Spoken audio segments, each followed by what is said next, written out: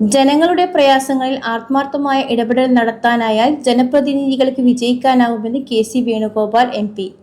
കൈത്തറിയുടെയും ടൂറിസത്തിന്റെയും master plan തയ്യാറാക്കി തദ്ദേശ സ്ഥാപനങ്ങളും സർക്കാരും കണ്ണൂരിന്റെ വികസന കുതിപ്പിന് ഒറ്റക്കെട്ടായി നിൽക്കണമെന്നും അദ്ദേഹം പറഞ്ഞു. കണ്ണൂർ മണ്ഡലം എം.എൽ.എ. ഓഫീസ് ഉദ്ഘാടനം നിർവഹിച്ച് സംസാരിക്കുകയായിരുന്നു അദ്ദേഹം. Advocate T O. മോഹനൻ എം.എൽ.എ. അധ്യക്ഷനായി. Deputy mayor K P. ത്വാഹിർ സ്വാഗതം പറഞ്ഞു. K. Sudhakaran MP., mayor advocate P. Indira, Munderi panchayat president C K. Raseena, DCC. President advocate Martin George, MP. Muhammad Ali, advocate Sony Sebastian, V A. Narayanan, professor A D. Musthafa, Sajeev Maroli, P T. Mathew, Sreeja Madathil, Shebeeba teacher, advocate Leesha Deepak, Rijil Makkutty, Risham Thana തുടങ്ങിയവർ സംബന്ധിച്ചു. സമയാസമയങ്ങളിൽ അഡ്രസ് ചെയ്യുക എന്നതാണ് സർക്കാരിന്റെ കർത്തവ്യം. അതിന്റെ ഏറ്റവും ഭാഗമായി നിൽക്കുന്ന എം.എൽ.എയുടെയും കർത്തവ്യം അത് തന്നെയാണ്.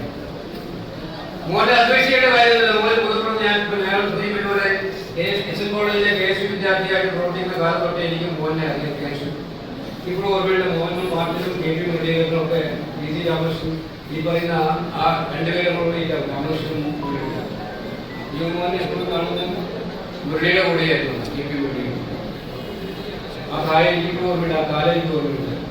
കെ.എസ്.യുവിന്റെ ക്യാമ്പസുകളിൽ എസ്.എൻ. കോളേജിലായാലും പൈതൽ കോളേജിലായാലും തലശ്ശേരി മെഡിക്കൽ കോളേജിലായാലും ഞാൻ നാരായണ മറുപടിയൊക്കെ തന്നെ രാമകൃഷ്ണനൊക്കെ തന്നെ സീനിയർ ആയിട്ടാറില്ല, പുതിയ ഒക്കെ പ്രവർത്തിച്ചുകൊണ്ടിരിക്കുന്ന ഒരു കാലം.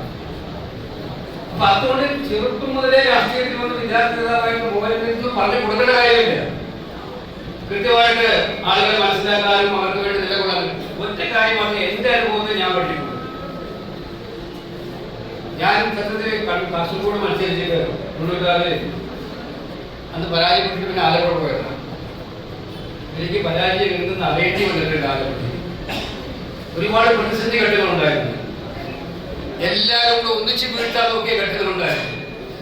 ആലപ്പുഴക്കാരെന്നെ കൈവിട്ടില്ല. ആ സമയത്തും കൃത്യമായി പിടിച്ച് നിന്നു എന്നുള്ളതാണ് ഏറ്റവും വലിയ അഭിമാനം. അത് ഒറ്റ കാലങ്ങളോട് എനിക്ക് പറയാം.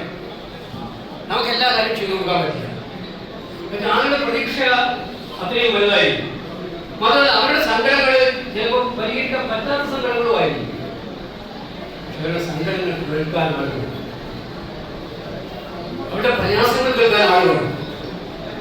ആ സങ്കടങ്ങളും പ്രയാസങ്ങളും വന്ന് പറയുമ്പോൾ ചെവി കുറിപ്പിച്ചത് കേൾക്കണം.